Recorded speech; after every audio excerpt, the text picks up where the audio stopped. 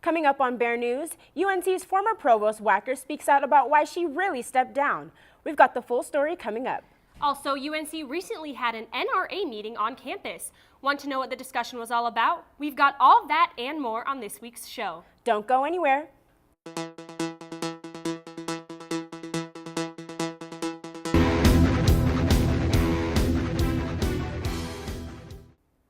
It turns out UNC Provost Robin Wacker didn't resign willingly after all. Wacker sent out an email late Wednesday night stating that she was forced to resign under a cover story. The original email with the cover story came out on October 12th and stated that President Kane Norton and Wacker had decided under careful reflection that it would be a good time for her to move to a different role at UNC. Wacker also stated in the email that the duties of Provost and Senior Vice President for Academic Affairs were transferred over to College of Performing and Visual Arts Dean Dr. Leo Welch. Welch is to serve until UNC's new president is in place and appoints a provost of their choosing.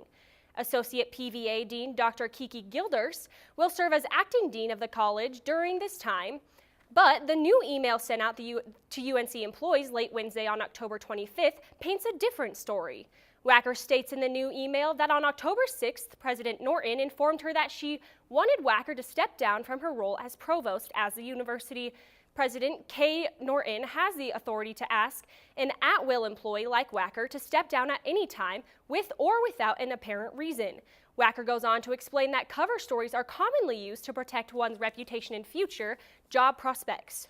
She decided that she couldn't continue with a facade and that she wanted to give an honest explanation for what happened. Wacker explains that it was important for her to give that true story so that she can stay true to who she is and honor the relationships that she has developed with the staff for years. She also said it's important to model UNC leadership based on honesty and transparency, no matter how difficult the situation may be. Wacker ended the email by stating the discussion of this topic should be directed toward moving forward and having meaningful conversations about campus culture and the changes of leadership. Guns in the U.S. is a hot topic and has the point of discussion for Campus Club Turning Point USA this past Friday. My co-anchor Zoe Campbell went to the meeting to find out all that was in store. I'm Zoe Campbell reporting from Ross Hall, where the Turning Point USA organization held an informational meeting about the NRA. Following their conservative coming out party event, Turning Point USA had a club meeting all about guns and the Second Amendment. The club brought in a representative from the NRA, and club members had the opportunity to learn about the history of the organization, talk about the importance of the Second Amendment, and sign up for a free membership with the NRA. Although I couldn't record the actual presentation, I spoke with the club's president and executive board member to get their perspective about the event and about the NRA. The NRA gets a pretty bad rap, and I think it's important for them to just come out, and it's called NRA University, so it's just educating people on what they do, why they're here, and then give a pretty good perspective on it. I think if people learn more about history and more about like gun rights, how they've gone throughout history, a lot more people join the NRA and understand like how important the Second Amendment is. Reporting from Ross Hall, I'm Zoe Campbell, Bear News. Be on the lookout for more Turning Point USA events in the future. It's been a warm week. What are the current weather conditions? Meteorologist Michaela Lucero here. Taking a live look at Denver, we don't see any snow accumulation quite yet. We even see some blue skies peeking through, but that's all going to change later today. Taking a look outside right now, we have partly cloudy skies, temperature at 46 degrees, humidity at 51%, and crazy strong breezes at 25 miles per hour. Our 8 a.m. classes tomorrow are going to be freezing, literally. At 8 a.m. we'll be at 25 degrees, 9 a.m. 26 degrees, and by 10 a.m. 28. Skies will be partly cloudy, and breezes will be at 4 to 7 miles per hour. But since they're light, you're still going to feel them because it's cold outside, so make sure you bundle up. Speaking of cold temperatures, the coldest Halloween we've had in Greeley was in 1991. Temperatures were at 8 degrees. I probably would have stayed in and gone for a scary movie marathon rather than gone trick-or-treating on this night. I have more information about the temperatures for this year's Halloween in my full forecast, so stay tuned. Thank you for the weather report.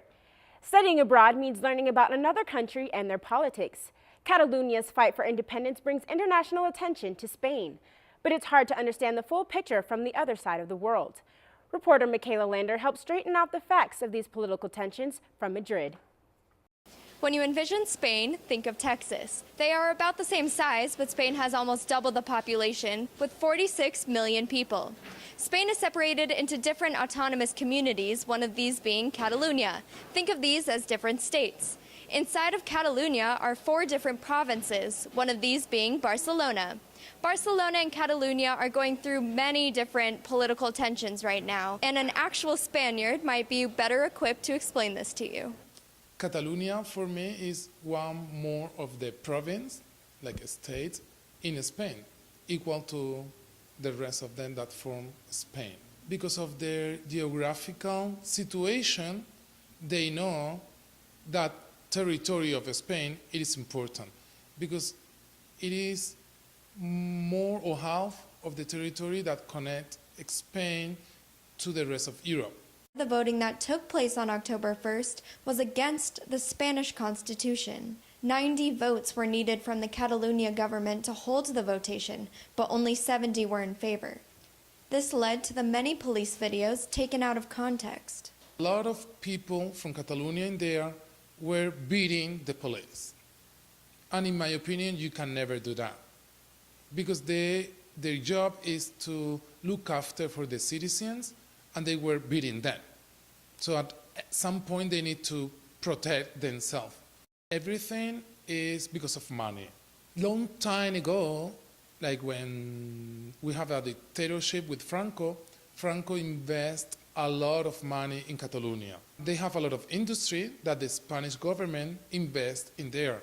So it doesn't belong to Catalonia, it belongs to Spain. As for the future of Catalonia's leaders, well, that's still up in the air. They will soon meet with the Spanish parliament to discuss future options for Catalonia's independence. Thanks, Michaela. There are currently 95 UNC Bears studying abroad this fall. The Center for International Education promotes learning more about your country's politics, much like the one in Catalonia. This can help the students better understand their new environment, the country's history, and its people. A benefit concert in Texas made the perfect place for a rare joint appearance. All 5 living former U.S. presidents came together October 21st to raise money for hurricane relief at a benefit concert at Texas A&M University. Former Presidents Barack Obama, George W. Bush, Bill Clinton, George H.W. Bush, and Jimmy Carter attended the event called Deep from the Heart, the One America Appeal. President Trump didn't attend, but recorded a video message for the audience and former presidents. As of last Sunday, the charity has raised more than $33 million from nearly 80,000 donors to go toward hurricane relief. This money goes to help victims recover from damages from Hurricanes Harvey, Irma, and Maria. An 11-year-old Lone Tree, Colorado girl is America's top young scientist after she developed a device that detects lead levels in water.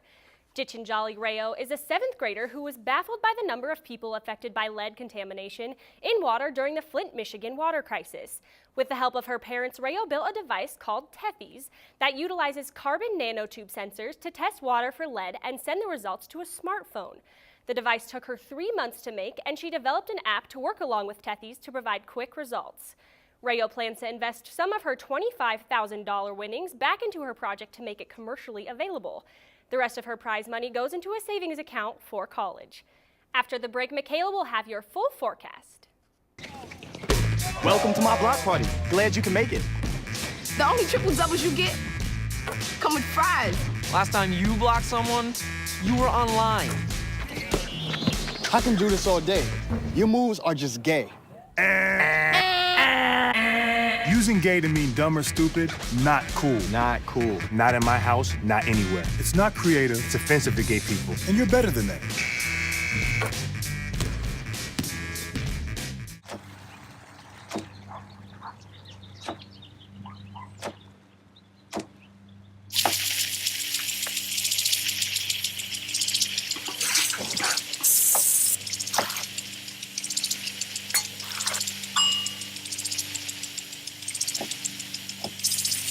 Clean kitchen surfaces, utensils, and hands with soapy water. 1 in 6 Americans will get sick from food poisoning this year. Keep your family safer. Check your steps at foodsafety.gov.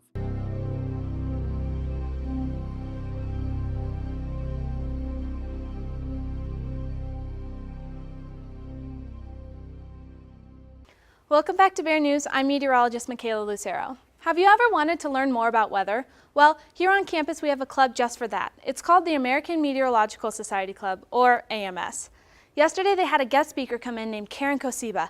She works on the Dow, or the Doppler on wheels. That's where they take a big old radar and they shrink it down and put it on a truck so they can go chase storms. Dr. Kosiba gets paid to chase storms. Pretty cool, huh? The record temperature for today is 88 degrees. The record low is -2 degrees, and the average is about 66 degrees. Here on campus, we're at 46 degrees, with winds really breezy at 26 miles per hour and humidity at 49%. The temperatures across the country are finally looking a little bit more seasonal. The East Coast is really cooling down, and here in Colorado, we're seeing temperatures that we normally associate with fall. The forecasted highs show that southern Colorado will be at 51 degrees, northern Colorado at 44, and the western slope at 61. The radar over America has a lot going on. Over here on the East Coast, we have a huge storm that's bringing rain to almost 6 different states. While in Wisconsin, Minnesota, and North Dakota, they're seeing lots of snow and even some rain. Over here in Colorado, we're pretty dry, but we're expecting precipitation from this storm in Wyoming. We're tracking the storm moving south to southwest, and it's going to come over Colorado and bring precipitation this evening around 6 p.m. The future radar shows all these storms persisting, just moving a little bit east. Now, the jet looks a little different than how we normally see it, but this trough is showing us how all that precipitation is still hanging out over the East Coast, while over here in Colorado, we'll expect this big block of cold temperatures to ride the jet stream over here, and it'll be cold in Colorado before we know it. Now, we are expecting precipitation in Colorado this evening. By 6 p.m., that storm's going to cut Colorado right in half. We'll have snow from northern Colorado all the way to southern Colorado, but it's a fast-moving storm. So by 9 p.m., northern Colorado and central Colorado will be dry, and Pueblo will be seeing the tail end of that storm, and by the morning, the storm will be completely gone. For Friday morning, we'll have a sunrise at 7:23 a.m. with temperatures at 22 degrees, and a sunset at 6:01 p.m. with temperatures at 38 degrees. Tomorrow morning's temperatures are going to be chilly. Colorado will be in the low to mid-25s. At 6 a.m., Greeley will be at 22 degrees, by lunchtime we'll be at 34 degrees, and by 6 p.m. we'll be at 44. The forecasted lows show that northern Colorado will be at 22 degrees, while just north of us will be at 17. Southern Colorado will be at 24, and on the western slope, 33. Here in Greeley tonight, though, we'll be at 21 degrees, with winds still crazy strong at 20 miles per hour. That wind's going to make it feel even colder, so make sure your windows are shut and any pets or plants that you have are brought inside. Our 5-day is making our weekend look really chilly. Sunday will warm up to 68, but we'll have a 20 degree temperature drop on Monday and a chance of snow to start the week. Tuesday will be at 45 degrees, and it'll be even colder for that night. So if you're sending out trick-or-treaters, make sure they're bundled up with hats and coats and gloves because it's going to be chilly. If you take any cool pictures on campus, I'd love to see them. Share them with me on social media, and you might be featured on the next Bear News. Stay tuned for more.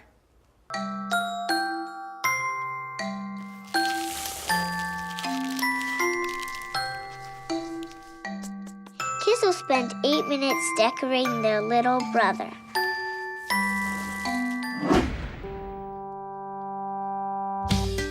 Brushing for 2 minutes now can save your child from severe tooth pain later. 2 minutes, twice a day. They have the time.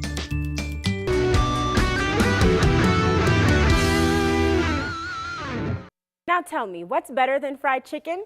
How about some fried chicken with a side of waffles? If you are in the mood for that kind of food, the Marcus Garvey Cultural Center had you covered. The event tries to give a relaxing break from school and work, and the center welcomed all students and staff to the Food Fest.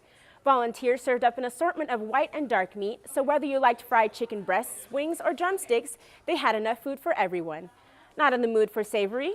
Well, you could always top a waffle with all the sweet fixings.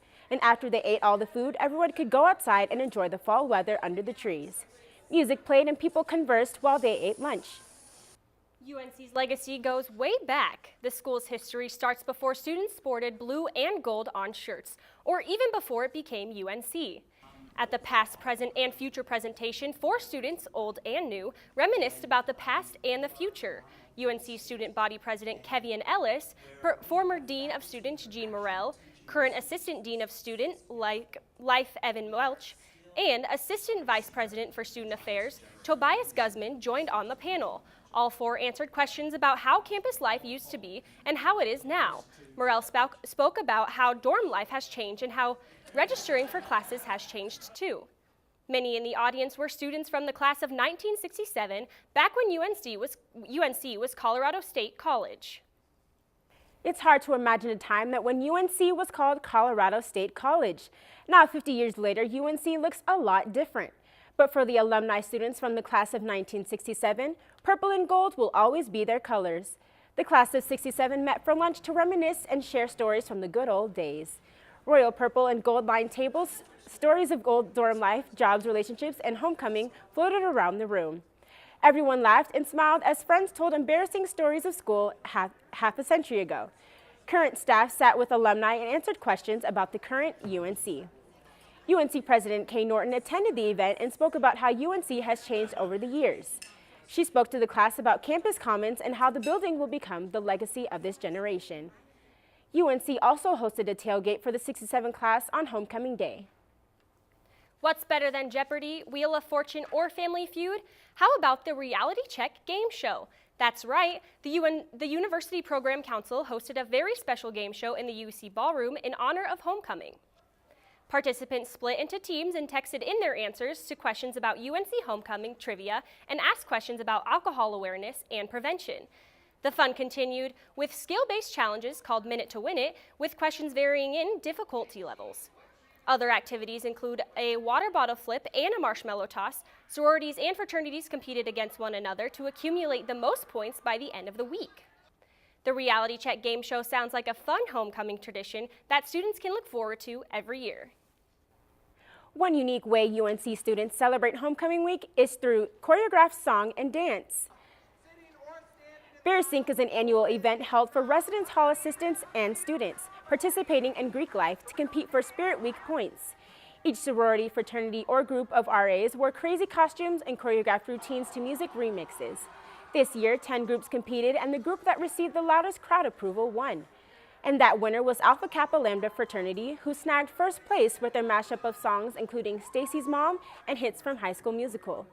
Bear Sync never fails to bring the student life together and be good for a laugh. Whether you went for the football or you went for the beer, the UNC's homecoming celebration was one great time. And as Bear News reporter Renee Ortiz tells us, the tailgates were a celebration you didn't want to miss. Bear News reporter Renee Ortiz here, reporting outside Nottingham Field, where the homecoming celebrations for UNC are taking place. Even in the howling wind, UNC students and fans came to the homecoming party, and there was plenty of celebration to go around.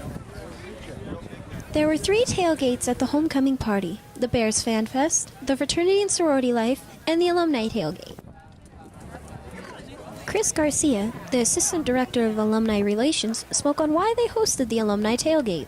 The Alumni Association hosts this amazing tailgate so that we can welcome back all of our alumni. We have our 50-year reunion class here. We have alumni from all generations, and even our students. We even invite our hybrid society to join us and just have a great experience, enjoy the atmosphere, and really root for the Bears. So go Bears! Whether you were playing intense games of cornhole, or petting the Alpha Sigma Alpha puppies, or just grilling some grub, every tailgate had something to offer. As the football came near, the tailgates came to a close, but not before going out by blasting some music.